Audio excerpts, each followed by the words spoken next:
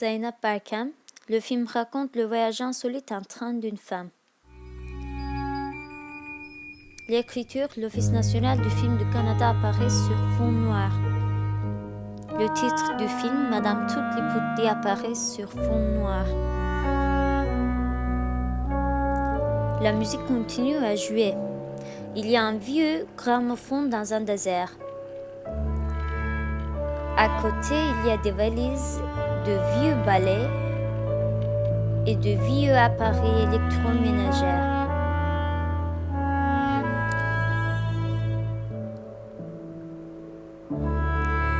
Tels que des objets, des miroirs,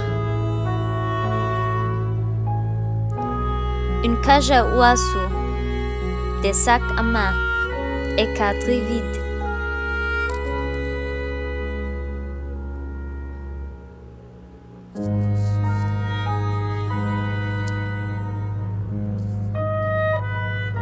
Ces objets font une traînée. À la fin de cette traînée est une dame avec des valises partout dans son corps.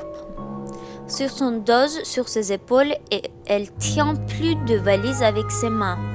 Elle a une robe rouge aux cheveux bruns courts et un chapeau blanc.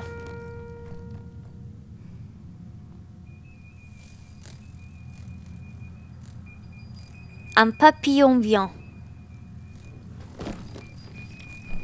Elle le frappe. Soudain, un train rapide arrive. Il passe si vite que la femme perd l'équilibre et laisse tomber les valises qu'elle tenait. Maintenant, la femme est dans le train, regardant par la fenêtre.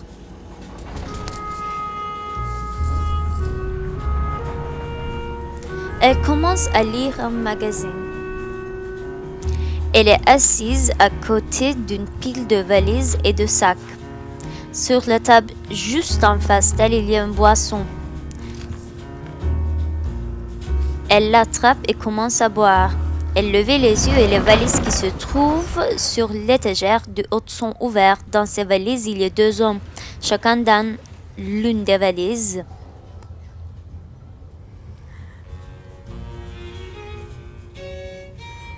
Ils jouent aux échecs. Les deux hommes réfléchissent au prochain coup en examinant de près la table d'échecs. L'homme à la chemise blanche fait son prochain pas et le train tremble. Par conséquent, la table d'échecs tremble également, les pierres tombant. Cela se produit pour la deuxième fois, ce qui conduit l'homme à fumer la pipe car ces pierres sont les seules qui restent sur la table. La femme regarde à travers et remarque les autres passagers en riant. Elle remarque un petit garçon aux cheveux bruns foncés qui porte un pot blanc en train de le lire. À côté de lui, un homme âgé qui dort avec un oreiller sur le côté droit soutenu par sa main. Le petit garçon qui lit le livre, elle lui fait signe. Il recommence à lire son livre. Le livre est intitulé « Comment gérer vos ennemis ». La femme regarde directement la caméra. Ensuite, nous voyons qu'elle regarde fait un homme assis juste en face d'elle. Elle levait les yeux vers la grille au-dessus de sa tête et voit une raquette. Puis elle commençait à l'imaginer en tenue sportive et jouant au tennis. Il commence à se frotter le ventre et en la regardant droit. Puis il regarde ses pieds. Elle les recule et croise les jambes. Il se penche et pose sa main sur la table en faisant un cercle avec ses index et son pouce. Et avec une autre main, il met son index dans le cercle que ses deux autres doigts ont créé. Elle essaie de détourner le regard et de continuer à lire le magazine. Il abandonne et se penche en arrière. Le train continue de rouler. C'est la nuit. Le train s'est arrêté.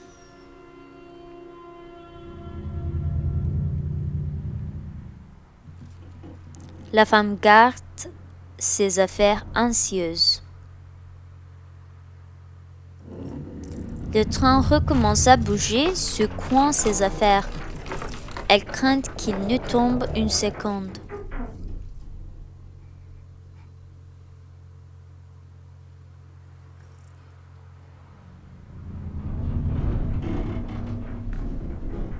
Elle tient alors sa tête et regarde par la fenêtre. Le train ne bouge pas. Elle se lève et essaie d'ouvrir la fenêtre.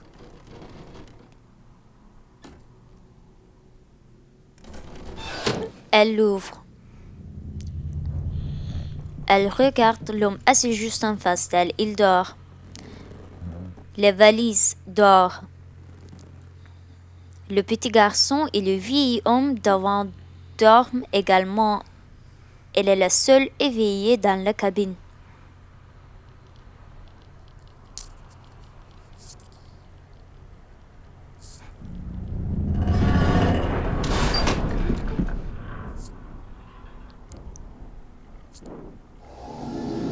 Une lumière bleue se reflète sur le train. Il y a 3 hommes qui se tiennent sur les câbles au-dessus du train.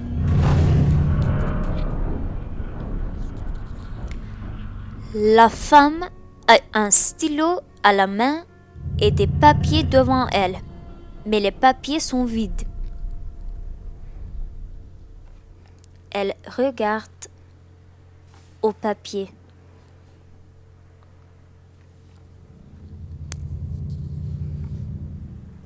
Elle hésite à écrire sur le papier.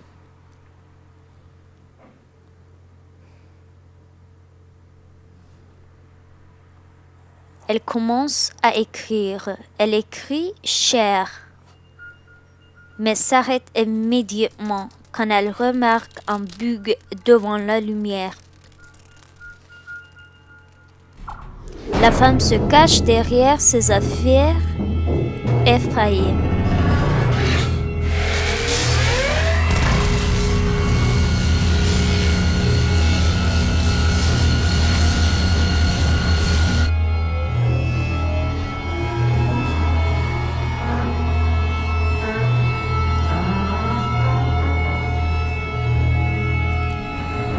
Elle remarque un panneau dans le couloir qui indique le danger. Il y a les pieds. Il y a 2 paires de pieds recouverts de buis. Elle remarque leurs ombres sur les murs à l'extérieur de sa cabine.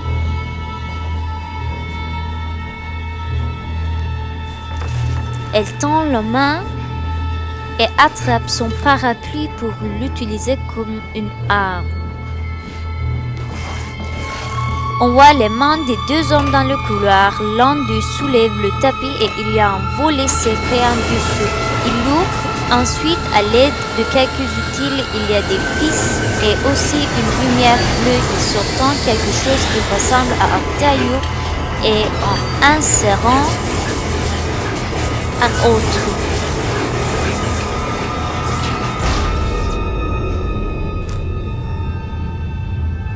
Celui qui sont insérés a du gaz vert. La femme attend anxieusement avec son parapluie à la main. Elle remarque alors que du gaz vert remplit la cabine. Elle essaie de s'enfuir en grimpe sur son siège. Elle remarque que quelqu'un frappe à la fenêtre de l'extérieur de la cabine dans le couloir. Le train commence à avancer très vite, si vite qu'il prend feu. Et commence à brûler les arbres qui l'entourent. Le train lui-même est également affecté par les flammes.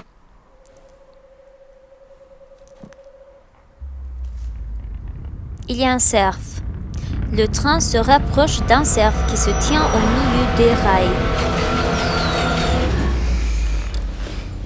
Puis coupe à la femme dans la cabine.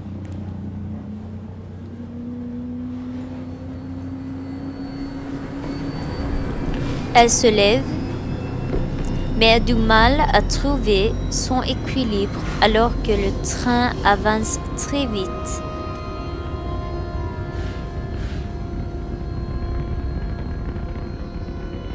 Elle s'appuie alors contre la fenêtre et regarde à travers la pièce. Il n'y a rien sur les étagères et la pièce est vide. Elle s'assoit.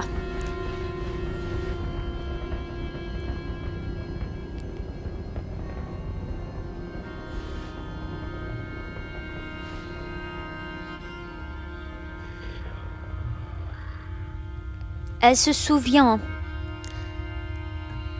de gaz verte. Il y a un homme dans la pièce remplie de gaz vert qui coupe l'estomac d'un autre homme. Il sort l'un de ses organes.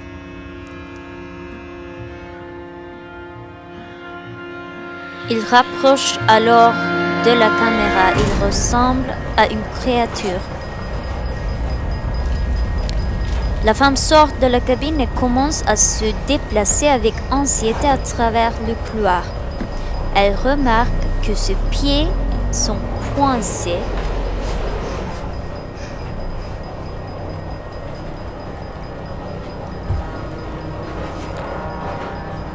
dans le but.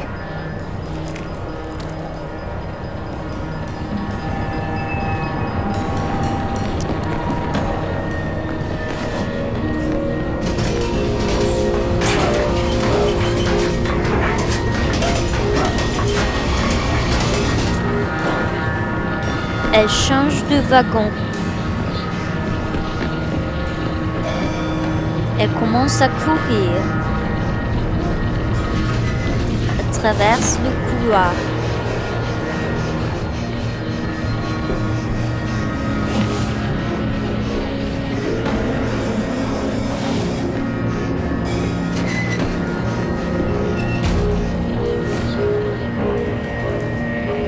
Elle s'arrête pour reprendre son souffle. Elle recommence à courir.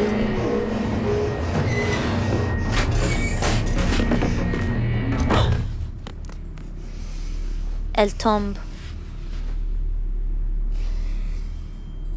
Elle tombe par terre.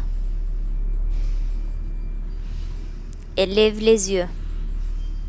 Elle pleure. Il n'y a personne d'autre qu'elle. Elle voit le papillon et commence à se lever avec ses yeux. Elle est dans le compartiment restaurant du train. Le papillon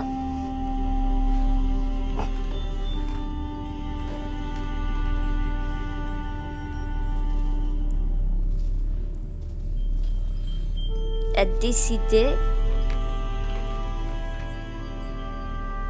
de s'arrêter sur l'une des fourches sur la table.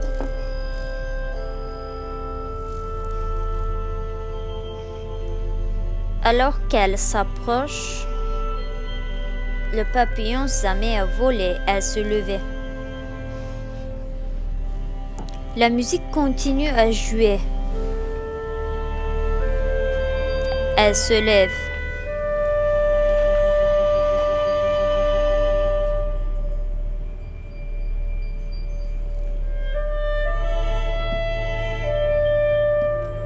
Elle commence à marcher lentement en suivant le papillon.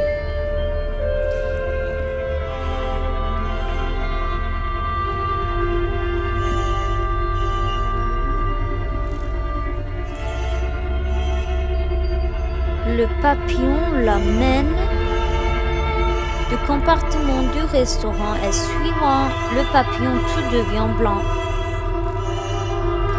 Ensuite, la lumière sur l'hélice du train est vue. Le papillon est en plein milieu. Le papillon commence à s'estomper en battant des ailes. Puis, une silhouette en plein milieu du papillon apparaît. On dirait que la silhouette a des ailes. Ils commencent tous les deux à s'estomper, fondus au noir. Le vent souffle.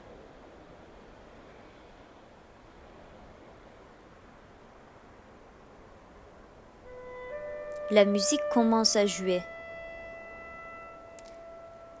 Le ciel nocturne et les arbres sont visibles.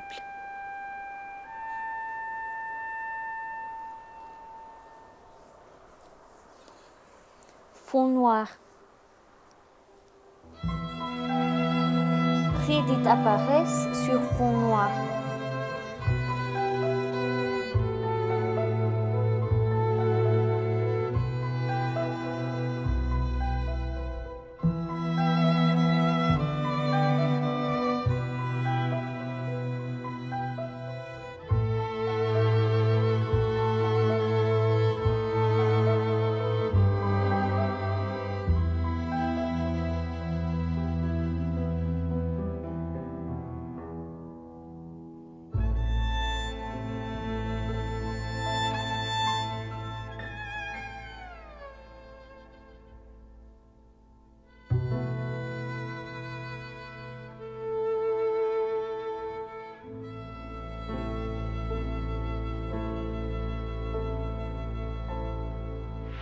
Zainab Barkam, Pharaoh. The movie is about a young girl who's set to take her father's place as the ruler. A young girl sits on a throne in the throne room. The girl is Egyptian. She has short dark hair with big brown eyes. She touches her crown. It's a golden crown. And she wears a white robe-like dress. She looks scared, anxious, and alone. The door cracks. There are 2 guards waiting by the door. The door opens. She reassesses herself. A captive with his hands tied behind his back is pushed inside the throne room. Behind him, an official walks in. He's dressed in blue and white. The captive screams, and the official pushes him. The door closes behind them. They make their way to the throne. The official pushes the captive, and the captive falls down on his knees. He looks up at the girl. Your Grace, we found this man in the streets slandering your name in front of a crowd. The law demands that heretics like him must be executed. He pulls out his sword. Wait! There must be something else we can do. The punishment for treason has always been death, hasn't it? Yes, but couldn't we... Perhaps we could use him to serve labor instead. And let him continue spreading his heresy? The girl gets intimidated and anxious as a result of this outburst. The official sighs. And to remember, it took your father some time to deal with his transgressions. You'll learn to do so as well, my young Pharaoh. Music starts playing. The girl looks at the captive. She leans in. And you, do you have anything to say for yourself? The captive, without looking up. What more can I say? My sons are gone. Building your father's temple has ruined my family. And more are being worked to death. You've done nothing to put an end to this. You don't deserve to be queen. He looks up at the girl and spits on the floor. The girl looks puzzled. The official looks at the girl. This is the best course of action.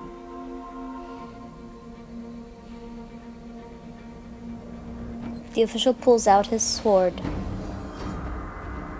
He looks at the girl. The girl nods, approving the execution.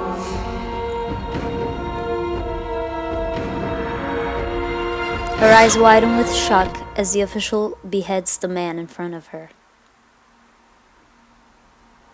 Nighttime. The girl is sitting alone at the end of the stairs.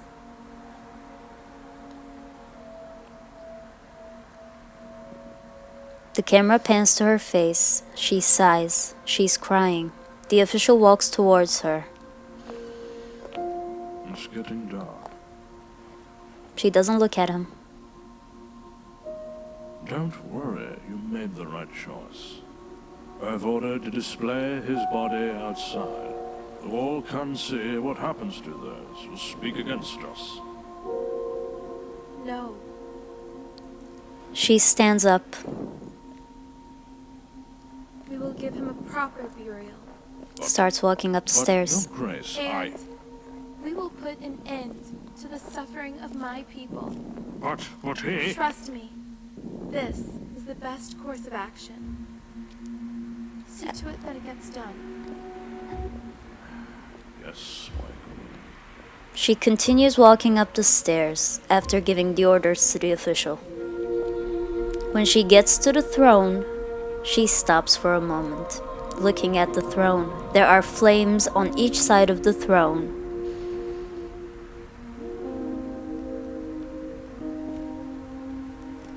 She sits on the throne. Intense music starts playing.